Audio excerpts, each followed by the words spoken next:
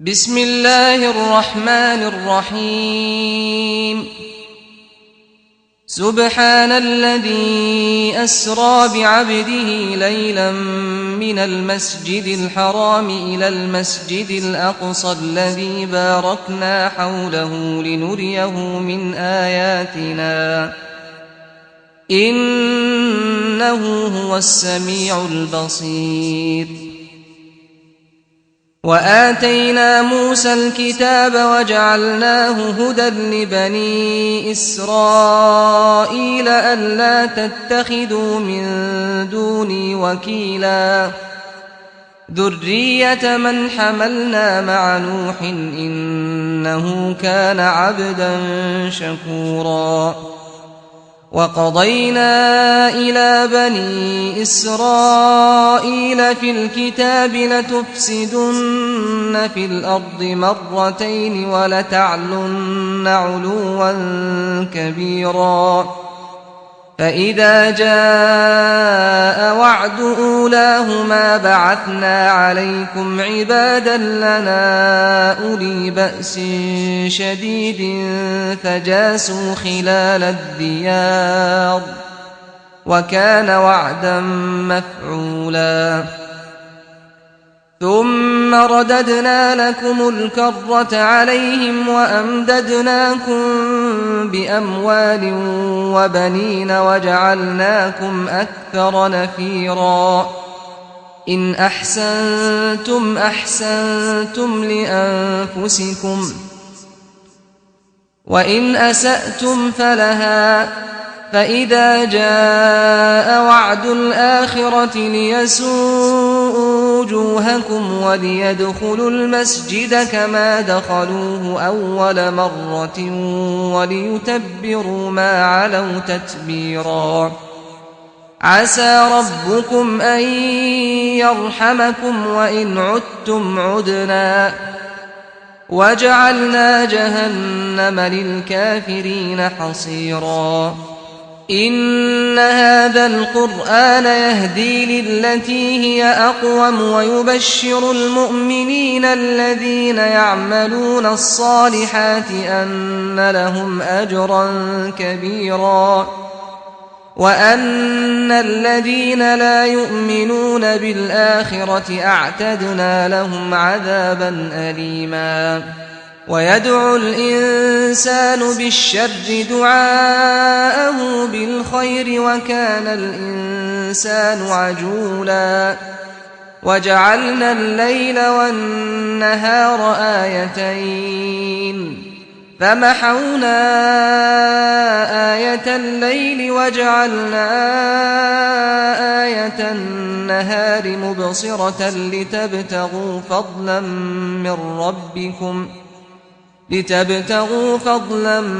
من ربكم ولتعلموا عدد السنين والحساب وكل شيء فصلناه تفصيلا. وكل إنسان ألزمناه طائره في عنقه ونخرج له يوم القيامة كتابا يلقاه منشورا. اقرأ كتابك كفى بنفسك اليوم عليك حسيبا. من اهتدى فإنما يهتدي لنفسه ومن ضل فإنما يضل عليها ولا تزر وازرة وزر أخرى وما كنا معذبين حتى نبعث رسولا. وإذا أردنا أن نهلك قرية أمرنا متر فيها ففسقوا فيها فحق عليها القول فدمرناها تدميرا. وكم أهلكنا من القرون من بعد نوح وكفى بربك بذنوب عباده خبيرا بصيرا. من كان يريد العاجلة عجلنا له فيها ما نشاء لمن نريد ثم جعلنا له جهنم يصلاها مذموما مدحورا ومن أراد الآخرة وسعى لها سعيها وهو مؤمن فأولئك كان سعيهم مشكورا كلا نمد هؤلاء وهؤلاء من عطاء ربك وما كان عطاء ربك محظورا انظر كيف فضلنا بعضهم على بعض وللآخرة أكبر درجات وأكبر تفضيلا لا تجعل مع الله إلها آخر فتقعد مذموما مخذولا وقضى ربك ألا تعبدوا إلا إياه وبالوالدين إحسانا إما يبلغن عندك الكبر أحدهما أو كلاهما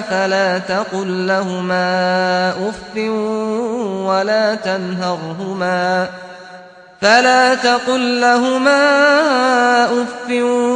ولا تنهرهما وقل لهما قولا كريما واخفض لهما جناح الذل من الرحمة وقل رب ارحمهما كما ربياني صغيرا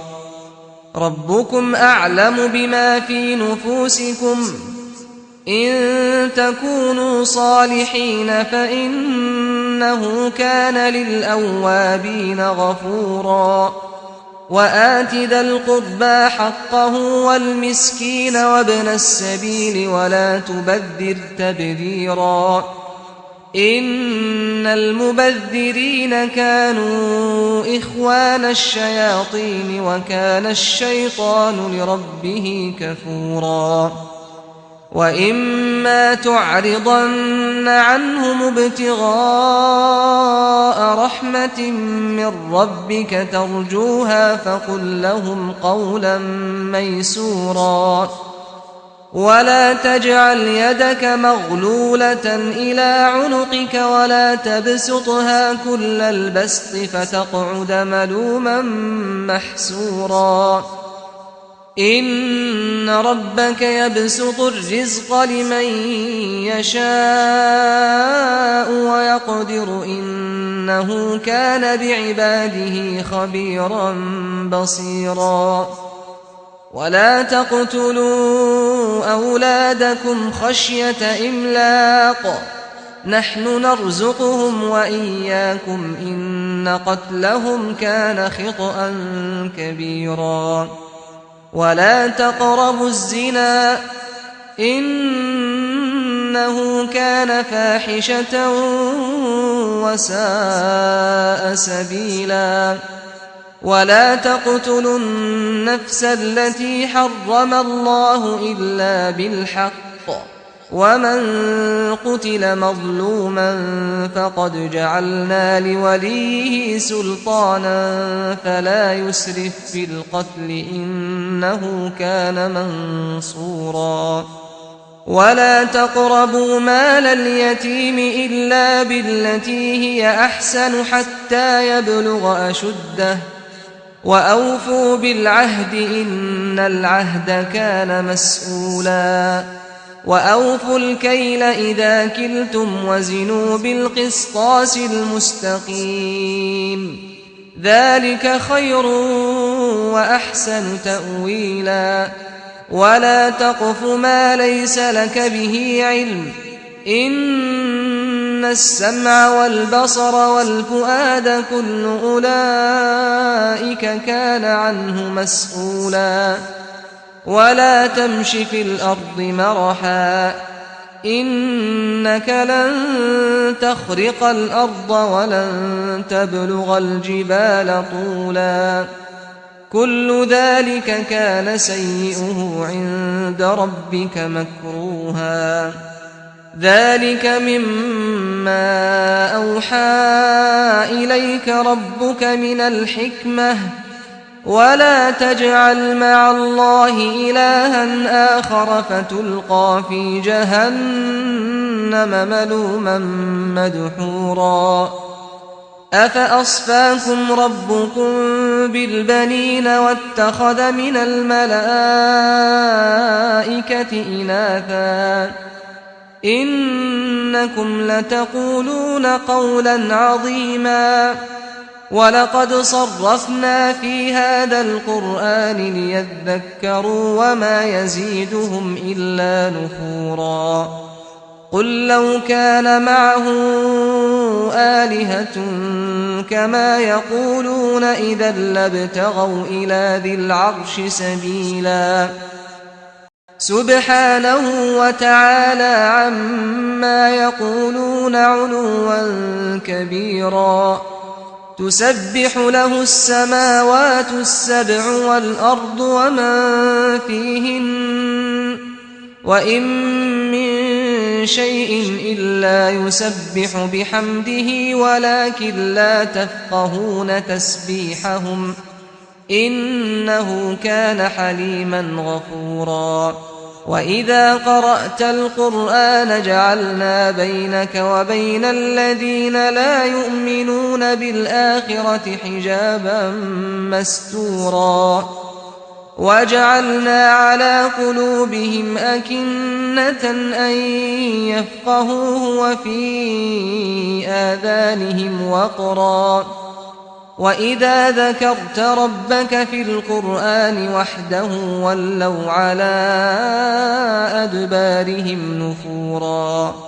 نحن أعلم بما يستمعون به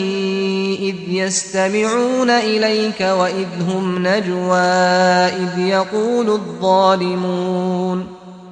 إذ يقول الظالمون إن تتبعون إلا رجلا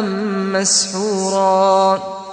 انظر كيف ضربوا لك الأمثال فضلوا فلا يستطيعون سبيلا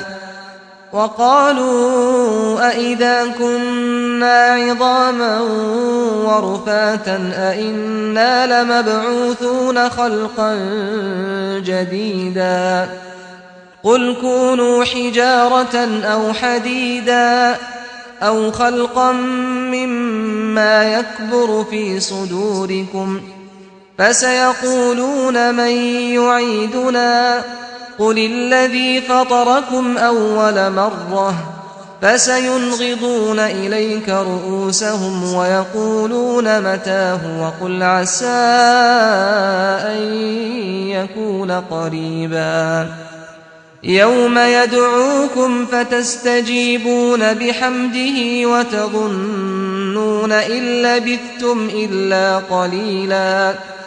وقل لعبادي يقولوا التي هي أحسن إن الشيطان ينزغ بينهم إن الشيطان كان للإنسان عدوا مبينا ربكم أعلم بكم إن يشأ يرحمكم أو إن يشأ يعذبكم وما أرسلناك عليهم وكيلا وربك أعلم بمن في السماوات والأرض ولقد فضلنا بعض النبيين على بعض وآتينا داود زبورا قل ادعوا الذين زعمتم من دونه فلا يملكون كشف الضر عنكم ولا تحويلا أولئك الذين يدعون يبتغون إلى ربهم الوسيلة أيهم أقرب ويرجون رحمته ويخافون عذابه إن عذاب ربك كان محذورا وإن من قرية إلا نحن مهلكوها قبل يوم القيامة أو معذبوها عذابا شديدا كان ذلك في الكتاب مسطورا وما منعنا أن نرسل بالآيات إلا أن كذب بها الأولون وآتينا ثمود الناقة مبصرة فظلموا بها وما نرسل بالآيات إلا تخويفا وإذ قلنا لك إن ربك أحاط بالناس وما جعلنا الرؤيا التي أريناك إلا فتنة للناس والشجرة الملعونة في القرآن ونخوفهم فما يزيدهم إلا طغيانا كبيرا وإذ قلنا للملائكة اسجدوا لآدم فسجدوا إلا إبليس قال أأسجد لمن خلقت طينا قال أرأيتك هذا الذي كرمت علي لئن أخرتني إلى يوم القيامة لأحتنكن ذريته إلا قليلا قال اذهب فمن تبعك منهم فإن جهنم جزاؤكم جزاء موفورا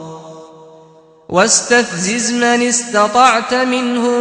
بصوتك وأجلب عليهم بخيلك ورجلك وشاركهم في الأموال والأولاد وعدهم وما يعدهم الشيطان إلا غرورا إن عبادي ليس لك عليهم سلطان وكفى بربك وكيلا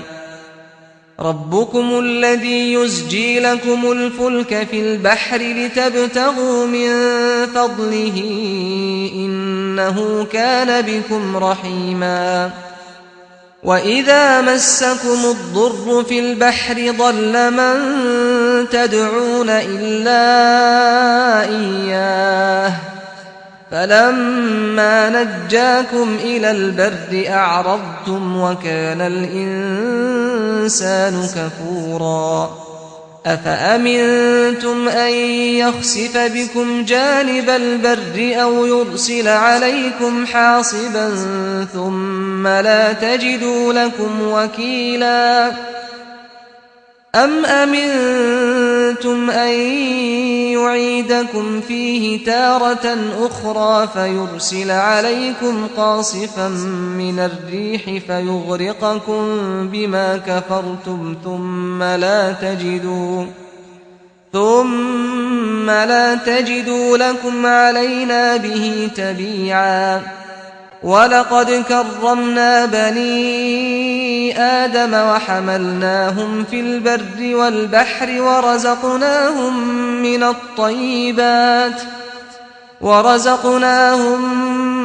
من الطيبات وفضلناهم على كثير ممن خلقنا تفضيلا يوم ندعو كل أناس بإمامهم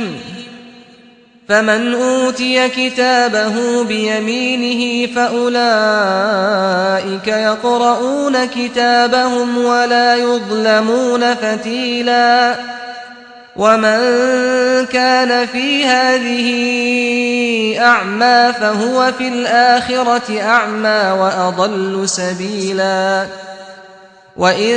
كادوا ليفتنونك عن الذي أوحينا إليك لتفتري علينا غيره وإذا لاتخذوك خليلا ولولا أن ثبتناك لقد كدت تركن إليهم شيئا قليلا إذا لأذقناك ضعف الحياة وضعف الممات ثم ثم لا تجد لك علينا نصيرا وإن كادوا ليستفزونك من الأرض ليخرجوك منها وإذا لا يلبثون خلافك إلا قليلا سنة من قد أرسلنا قبلك من رسلنا ولا تجد لسنتنا تحويلا أقم الصلاة لدلوك الشمس إلى غسق الليل وقرآن الفجر إن قرآن الفجر كان مشهودا ومن الليل فتهجد به نافلة لك عسى أن يبعثك ربك مقاما محمودا وقل رب أدخلني مدخل صدق وأخرجني مخرج صدق واجعل لي من لدنك سلطانا نصيرا وقل جاء الحق وزهق الباطل إن الباطل كان زهوقا وننزل من القرآن ما هو شفاء ورحمة للمؤمنين ولا يزيد الظالمين إلا خسارا وإذا أنعمنا على الإنسان أعرض ونأى بجانبه وإذا مسه الشر كان يئوسا قل كل يعمل على شاكلته فربكم أعلم بمن هو أهدى سبيلا ويسألونك عن الروح قل الروح من أمر ربي وما أوتيتم من العلم إلا قليلا ولئن شئنا لنذهبن بالذي أوحينا إليك ثم لا تجد لك به علينا وكيلا إلا رحمة من ربك إن فضله كان عليك كبيرا قل لئن اجتمعت الإنس والجن على أن يأتوا بمثل هذا القرآن لا يأتون بمثله ولو كان بعضهم لبعض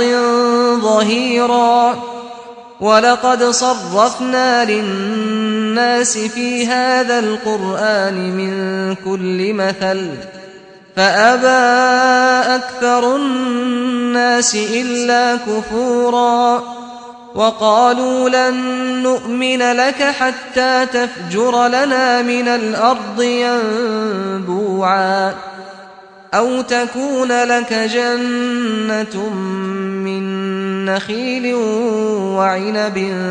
فتفجر الأنهار خلالها تفجيرا أو تسقط السماء كما زعمت علينا كسفا أو تأتي بالله والملائكة قبيلا أو يكون لك بيت من زخرف أو ترقى في السماء ولن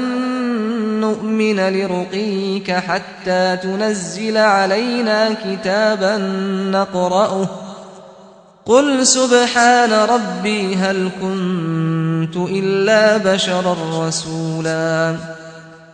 وما منع الناس أن يؤمنوا إذ جاءهم الهدى إلا أن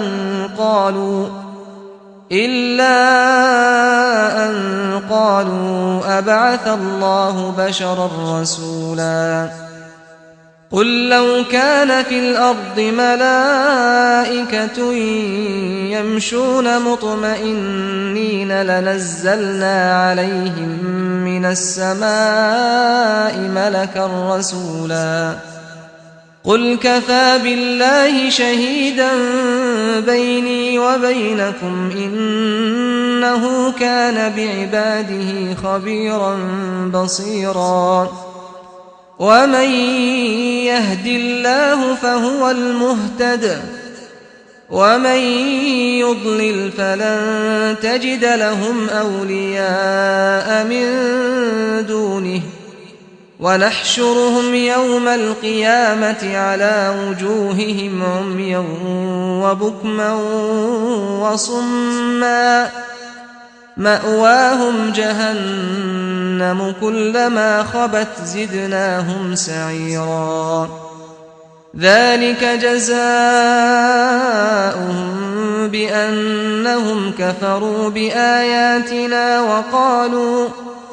وقالوا أئذا كنا عظاما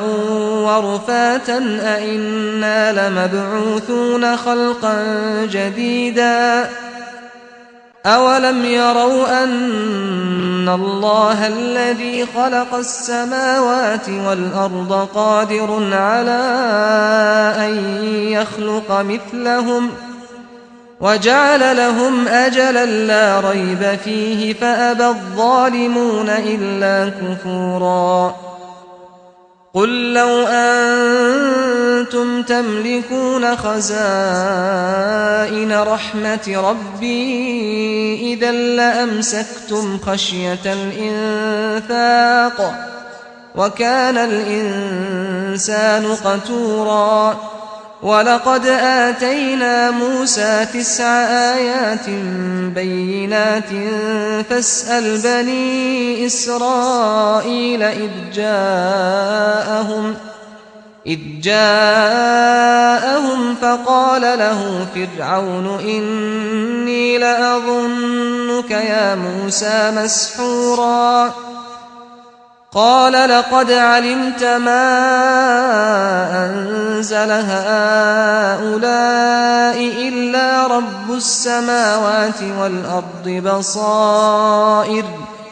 وإني لأظنك يا فرعون مذبورا فأراد أن يستفزهم من الأرض فأغرقناه ومن معه جميعا وقلنا من بعده لبني إسرائيل اسكنوا الأرض فإذا جاء وعد الآخرة جئنا بكم لفيفا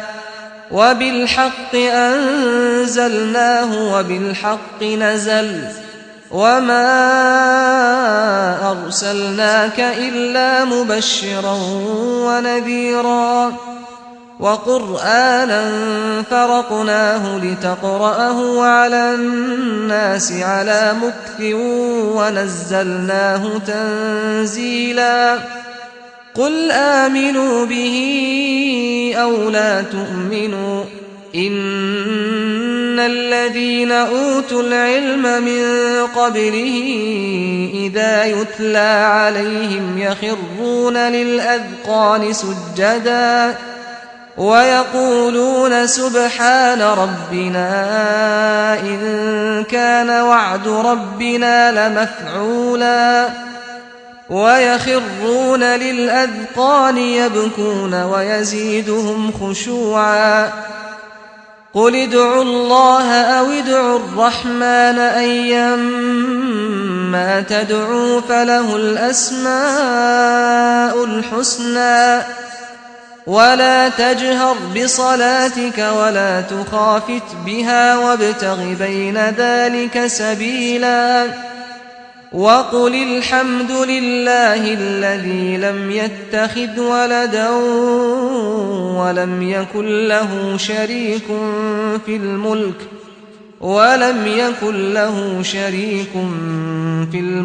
ولم يكن له ولي من الذل وكبره تكبيرا